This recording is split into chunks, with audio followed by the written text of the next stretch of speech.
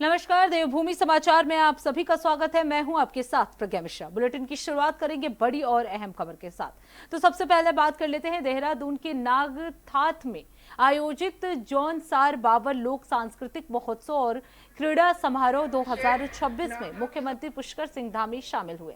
कार्यक्रम में पहुंचने पर बड़ी संख्या में लोगों ने उनका गर्मजोशी से स्वागत भी किया।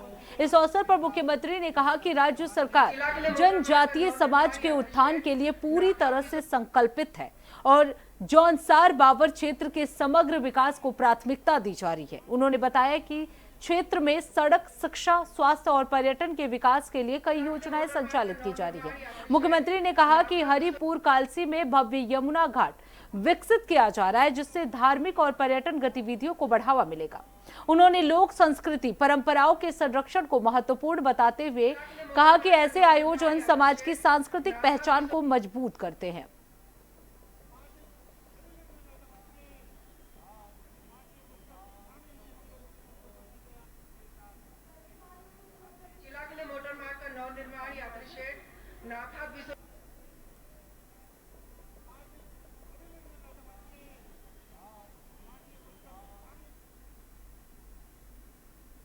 अब रुक कर लेते हैं अगली खबर की। उत्तराखंड में एसआईआर को लेकर सभी तैयारियां पूरी कर ली गई हैं और आज से इसकी प्रक्रिया भी शुरू हो गई है, जो सितंबर माह तक चलेगी। इस बीच कांग्रेस लगातार मतदाता सूची से नाम काटे जाने की आशंका को लेकर सवाल उठा रही है। कांग्रेस के आरोपों का जवाब देते हुए बीजेपी प्रदेश अध्यक्ष ने कहा कि कांग्रेस भी एक राजनीतिक दल है और एसआईआर की प्रक्रिया में BLA 2 नियुक्त करने का प्रावधान दिया गया है। उन्होंने कहा कि इस प्रक्रिया के दौरान कई नए नाम मतदाता सूची में जुड़ेंगे तो कुछ नाम नियमों के अनुसार हटाए भी जाएंगे।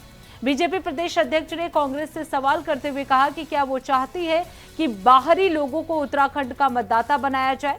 उन्होंने स्पष्ट किया कि जो वास्तविक और पात्र मतदाता हैं उनके नाम सूची में बने रहेंगे। साथ ही यदि कांग्रेस को किसी नाम को लेकर आपत्ति है तो वो अपने BLA 2 के माध्यम से उसे ठीक करवा सकती है।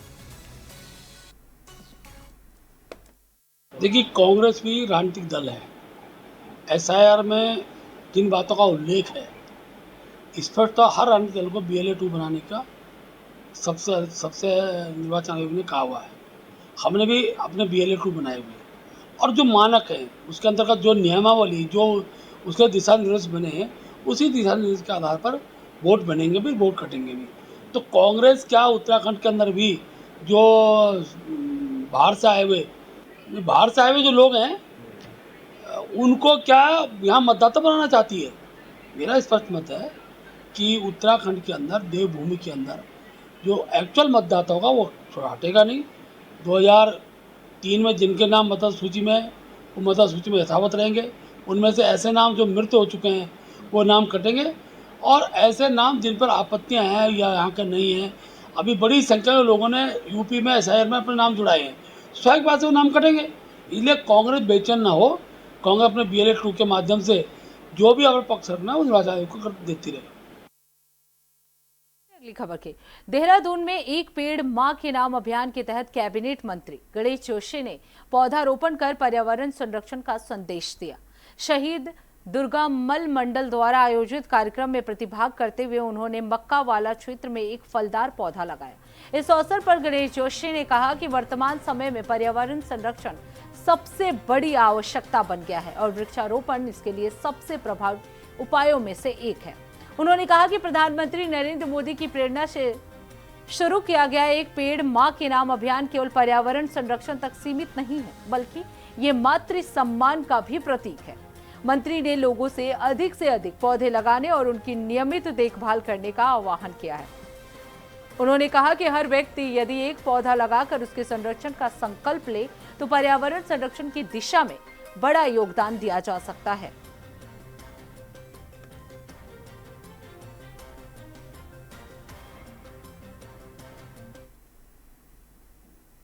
अब रुक कर लेते हैं अगली खबर की। हरिद्वार के रानीपुर विधानसभा क्षेत्र स्थित हरिद्वार ग्रीन्स कॉलोनी में कांग्रेस नेता मनोज धनखड़ की अध्यक्षता में एक महत्वपूर्ण बैठक आयोजित की गई, जिसमें 2027 के विधानसभा चुनाव और संगठन को मजबूत करने पर चर्चा हुई। आपको बता दें, बैठक में बड़ी संख्या में कांग्रेस कार्यकर्ता, स्थानीय नागरिक जो हैं वो शामिल हुए और क्षेत्र की समस्याओं, विकास संबंधी सुझाव प्रस्तुत किए गए। आपको बता दें, मनोज धनखड़ ने कहा कि कांग्रेस जनता के वास्तविक मुद्दों की राजनीति करती है और महंगाई, बेरोजगारी, स्वास्थ्य, शिक्षा और मूलभूत सुविधाओं से जुड़े सवालों को मजबूती से उठाती रहेगी। उन्होंने ये भी कहा कि 2027 का चुनाव जनता के वास्तविक मुद्दों पर लड़ा जाएगा और पार्टी हर वार्ड, कॉलोनी में लोगों से सीधे संवाद स्थापित करेगी। बैठक में स्थानीय लोगों ने अपनी समस्याएं साझा की, जिन पर मनोज धनखड़ ने त्वरित और गंभीर कार्रवाई का भरोसा दिलाया। कार्यक्रम के अंत में कॉलोनी वासियों ने उनका सम्मान किया और विश्वास जताया कि उनका प्रयास क्षेत्र के सतत विकास के लिए लगातार जारी रहेगा।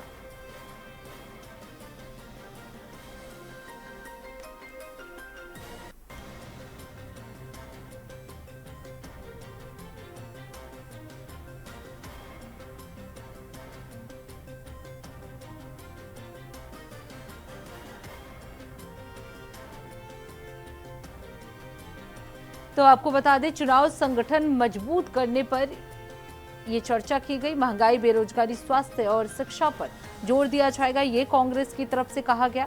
तो आपको बता दें, 2027 के चुनाव की तैयारियों में कांग्रेस पूरी तरह से जुट गई है।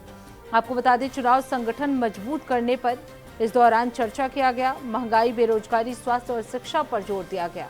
इसके साथ ही आपको बता दें, 2027 में क्या क्या मुद्दे सबसे महत्वपूर्ण हैं, उन पर बात किया गया। विश्वास जताया गया कि उनका प्रयास क्षेत्र के सतत विकास के लिए लगातार जारी रहेगा।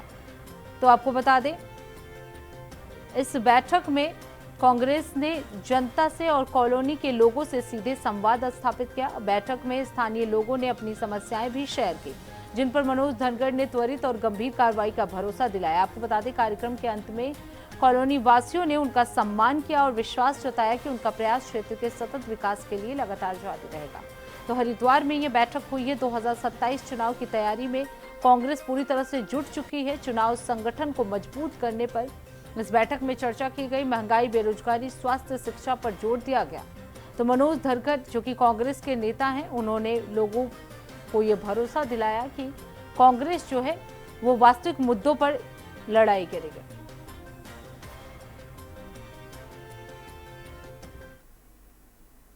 तो फिलहाल रुकते एक छोटे से ब्रेक के लिए। ब्रेक के बाद जल्द लौटेंगे। देखते रहिए इंडिया वॉइस। तो ब्रेक के बाद एक बार फिर आप सभी का स्वागत है। रुक कर लेते हैं खबरों की ओर। दिल्ली के मालवीय नगर के होटल में लगी आग में लगभग 2 दर्जन लोगों की मौत हो गई, जिसमें पूरे देश में शोक का माहौल है। इस घटना में होटल के शेफ और उत्तराखंड निवासी केशव नेगी पर पुलिस कार्रवाई शुरू होने से पूरे उत्तराखंड में रोष फैल गया है। लोगों का कहना है कि होटल प्रबंधक और जिम्मेदार अधिकारियों के बजाय दिल्ली सरकार और पुलिस केवल एक कर्मचारी को निशाना बना रही है। कांग्रेस के प्रदेश अध्यक्ष ने इस कार्रवाई पर सवाल उठाते हुए इसे प्रशासनिक विफलता बताया और कहा कि आग बुझाने की जिम्मेदारी केशव नेगी को दी गई थी या नहीं, इसका पता लगाया जाना चाहिए। उन्होंने होटल के जिम्मेदारों और प्रशासनिक अधिकारियों की जवाबदेही तय करने की मांग की है। मुख्यमंत्री धामी ने दिल्ली की मुख्यमंत्री रेखा गुप्ता से बात कर इस मुद्दे को उठाया और ट्वीट के माध्यम से जानकारी दी है। बीजेपी के प्रदेश अध्यक्ष महेंद्र भट्ट ने भी केशव नेगी पर हुई पुलिस कार्रवाई पर कहा कि हम ये भी चाहते हैं कि किसी निर्दोष पर कार्रवाई ना हो। हालांकि कई लोगों की इस दुखद घटना में मौत हुई है, तो पुलिस किसी से भी पूछताछ कर सकती है।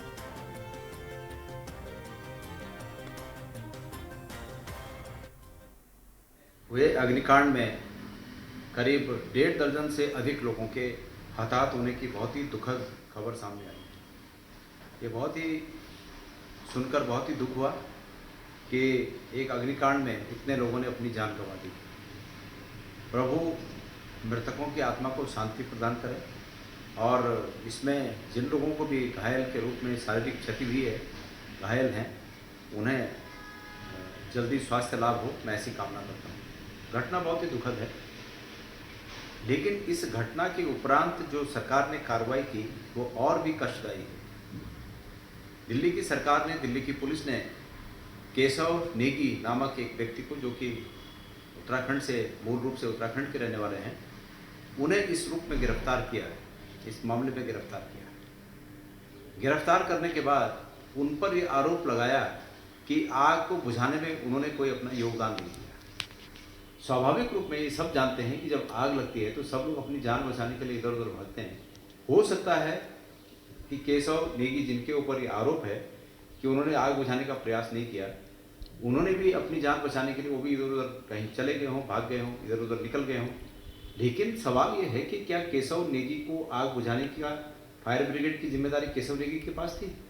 मुझे जहाँ तक पता चला, केशव नेगी जी उस रेस्टोरेंट के, उस होटल के शेफ थे, खाना बनाने का काम करते हैं। अब रुक कर लेते हैं अगली खबर की। रुड़की के पनियाला रोड स्थित शिवपुरम क्षेत्र में जलभराव और बदहाल सड़क की समस्या को लेकर लोगों का गुस्सा सड़कों पर दिखाई दे रहा है। उत्तराखंड क्रांति दल ने स्थानीय निवासियों के साथ मिलकर शिवपुरम से आजाद नगर चौक तक विशाल रैली निकालकर नगर निगम के खिलाफ प्रदर्शन किया। इस दौरान प्रदर्शनकारियों ने नगर निगम और मेयर के खिलाफ जमकर नारेबाजी की और आजाद नगर चौक पर पुतला दहन कर विरोध जताया। क्षेत्रवासियों का आरोप है कि वर्षों से जलभराव और खराब सड़क की समस्या बनी हुई है, लेकिन शिकायतों के बावजूद कोई स्थानीय समाधान नहीं किया गया। जिला अध्यक्ष दीपक लाखवान के नेतृत्व में हुए प्रदर्शन में लोगों ने जल्द कार्रवाई की मांग की है। उन्होंने चेतावनी दी कि यदि समस्या का समाधान नहीं हुआ तो इससे भी बड़ा आंदोलन किया जाएगा। स्थानीय लोगों ने कहा कि जलभराव के कारण घरों तक पानी घुस जाता है, लेकिन जनप्रतिनिधि उनकी समस्याओं की अनदेखी कर रहे हैं।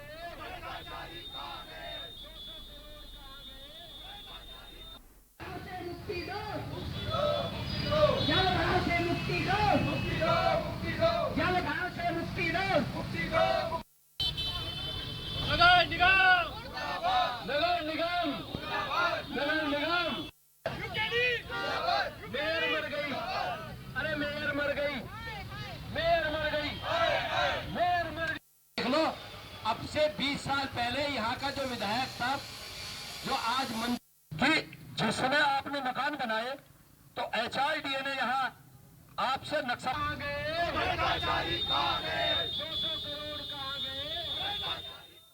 ये भ्रष्टाचारी मेयर जो 28-30 करोड़ रुपए खर्च करके आई थी, ये जो है दुनिया भर का पैसा वैसे लूट रहे हैं, पी रहे हैं।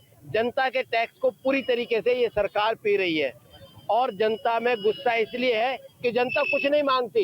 इन्होंने हमें अच्छे अस्पताल नहीं दिए, तब भी जनता चुप है। इन्होंने अच्छी सड़कें नहीं दे रखी, जनता तब भी चुप है। इन्होंने अच्छी शिक्षा व्यवस्था नहीं दे रखी, तब भी जनता चुप है। लेकिन जनता के घरों में जब पानी घुस जाता है और वहाँ सांप घुस जाते हैं तो जनता को वो दिखता है। कोई कीड़ा काट ले, कोई कांटा काट ले, तो लोगों के घरों में जो जल भराव की समस्या है, उस समस्या को लेकर नालियां नहीं बनाई इन्होंने। टैक्स के लिए पूरी तरीके से तैयार हो चुके। इन्होंने, सरकार ने सुविधा नहीं दी किसी भी प्रकार की। जनता केवल अपने टैक्स के पैसे का केवल कुछ हिस्सा मांग रही है। ईमानदारी से अगर वो हिस्सा जनता को मिल जाए तो जनता का सारे विकास कार्य हो जाए। वैसे जनता जितना टैक्स देती है, सरकार को मुफ्त चिकित्सा देनी चाहिए, मुफ्त शिक्षा देनी चाहिए और सारी चीजें, कोई भीख नहीं मांग रही यहाँ की जनता। में जल भराव की जो समस्या है बहुत बड़ी समस्या है।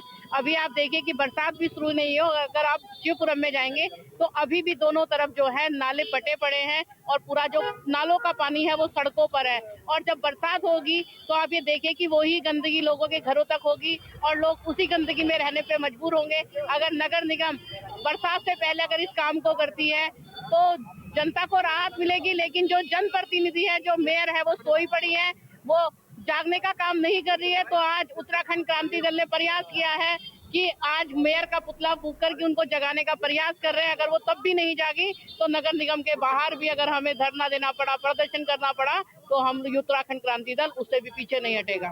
जो रोड है, शिवपुरम वाली रोड है, इसके ऊपर जो हमने जल भराव में प्रदर्शन किया था। आज हमारा जो ये रोड है, रोड हमारा एक मौलिक अधिकार है और जो है हर आदमी का ये अधिकार, मौलिक अधिकार है। अनुच्छेद 21 में लिखा है कि साफ सुथरी रोडों पे चलना हमारा अधिकार है। ये हमारा, जो हम कोई यहाँ पर भीख मांगने नहीं आए, अपना हक लेने आए, अपना अधिकार लेने आए।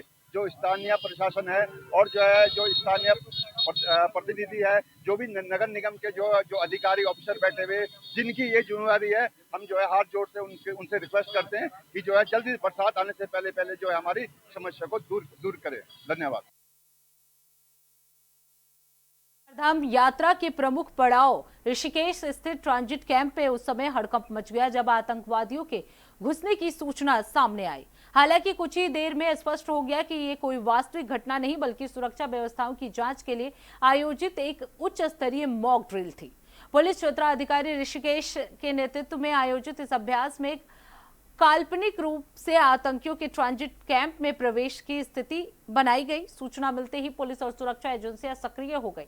पूरे क्षेत्र की घेराबंदी कर आम लोगों को सुरक्षित स्थानों पर पहुंचाया गया और संदिग्धों की तलाश शुरू कर दी गई। मॉक ड्रिल में पुलिस प्रशासन और अन्य सुरक्षा इकाइयों ने हिस्सा लिया। सभी विभागों ने बेहतरीन कोऑर्डिनेशन और त्वरित प्रतिक्रिया का प्रदर्शन किया। आपको बता दें, अधिकारियों के अनुसार इस अभ्यास का उद्देश्य आपातकालीन परिस्थितियों में रिस्पांस टाइम कम करना और विभिन्न एजेंसियों के बीच बेहतर तालमेल स्थापित करना था। अधिकारियों ने सभी टीमों की तत्परता और सतर्कता की सराहना की। चार धाम यात्रा के सीजन के दृष्टिगत यात्रियों की सुरक्षा के दृष्टिगत एक हमने मॉक ड्रिल का वो किया गया था, मॉक ड्रिल कराई गई थी, जिसमें एक आतंकवादी की सूचना होने पर तुरंत ही कार्रवाई करने पे तत्परता कार्रवाई करते एटीएस की टीमों को द्वारा और फायर ब्रिगेड और एसडीआरएफ की टीम और स्थानीय पुलिस के द्वारा तुरंत बुलाया गया। उनको मौके पर करके उन्हें ब्रीफिंग किया गया एटीएस को पूरी घटनाक्रम के बारे में जानकारी देते हुए, जिसपे एटीएस की टीम के द्वारा तुरंत कार्रवाई करते हुए एक आतंकवादी को घायल कर दिया गया और 3 होस्टकों को छुड़ाया गया। अगली खबर की विश्व पर्यावरण दिवस के अवसर पर गदरपुर से पर्यावरण संरक्षण को लेकर एक प्रेरणादायक खबर सामने आई है। आपको बता दें, हरिपुरा जलाशय में दुर्लभ प्रजाति का बया पक्षी, जिसे स्थानीय भाषा में फिंस विवर भी कहा जाता है, इन दिनों अपने बसेरा बनाए हुए है। इन पक्षियों की मौजूदगी को पर्यावरण के लिए सकारात्मक संकेत माना जा रहा है। आपको बता दें, गुलरभोज स्थित जीके कॉन्वेंट स्कूल में आयोजित विचार गोष्ठी में बया पक्षी संरक्षण पर विशेष चर्चा की गई। कार्यक्रम में पहुंचे तराई केंद्रीय वन प्रभाग के डीएफओ उमेश चंद्र तिवारी ने बताया कि ये दुर्लभ प्रजाति अब बहुत कम दिखाई देती है और हरिपुरा जलाशय में इनका निवास बेहद महत्वपूर्ण है। क्षेत्र के 2 बाल पक्षी प्रेमी अंकित बिस्ट और राघो नयाल लगातार बर्ड वॉचिंग कर इन पक्षियों की निगरानी कर रहे हैं। बच्चों की लगन और पर्यावरण के प्रति समर्पण को देखते हुए डीएफओ ने उन्हें प्रमाण पत्र देकर सम्मानित किया। गदरपुर के ये नन्हे पर्यावरण प्रेमी पक्षी संरक्षण की नई मिसाल बनकर उभरे हैं। ये क्षेत्र जो है बहुत खास जगह है। पूरी इंडिया में ऐसे कोई क्षेत्र नहीं है जहाँ पर चारों वीवर पाए जाते हैं एक साथ और इतने आसानी से दिखते हैं। दूर दूर से पर्यटक आ रहे हैं और बट यहाँ के जो स्थानीय लोग हैं उससे कुछ जो है उनको डायरेक्ट अभी इनकम नहीं मिल रहा है। तो कोशिश करेंगे आगे जो है बच्चे जो है और स्थानीय लोग, महिलाएं सब जुड़े इसके साथ और धीरे धीरे जैसे जैसे नॉलेज बढ़ेगा कम्युनिटी में, यहाँ पर जो है सिर्फ समर में नहीं, जब वीवर्स बर्ड नेस्टिंग करें, सर्दियों में भी जब दूर दूर से मंगोलिया, चाइना, रशिया से जब चिड़िया भरपूर यहाँ बढ़ जाता है तब भी जो है बहुत पर्यटक आते हैं। रिवर है वो दुनिया की एक बहुत महत्वपूर्ण चिड़िया है, क्योंकि ये जो है सैकड़ों की तादाद में जो है 200-250 और 300 पूरे विश्व में होंगी इसकी संख्या। और ये सौभाग्य की बात है कि जो है हरिपुरा गौर और गुलरभोज डैम जो है इसका जो है प्रतिनिधित्व करता है, इनकी मेहमानबाजी करता है इन पक्षियों की। और ये पक्षी जो है समझ में यहाँ पर आते हैं और यहाँ पर अपने जो है घोंसले बनाते हैं और अपने जीवन की आगे की प्रक्रिया को बढ़ाते हैं। इसमें हम लोग जो यहाँ पर कर रहे हैं वो स्थानीय लोगों के साथ और ख़ासतौर पर बच्चों के साथ जो है मल्टी स्टेक होल्डर मीटिंग करके उनको इसके महत्व को समझा रहे हैं, उनको बता रहे हैं और साथ ही साथ पक्षियों को देखने की कला बच्चों को जो है पहुँचा रहे हैं, सिखा रहे हैं, ताकि ये पक्षी भी संरक्षित रहें और ये जो है यहाँ का पर्यावरण सुरक्षित रहे। और यही जो है विश्व पर्यावरण दिवस पर जो है एक महत्वपूर्ण हम सब लोगों का कार्य होगा। तो इसी के साथ देवभूमि समाचार में बस इतना ही। देश दुनिया की तमाम बड़ी खबरों के लिए देखते रहिए इंडिया वॉइस। तब तक के लिए नमस्कार।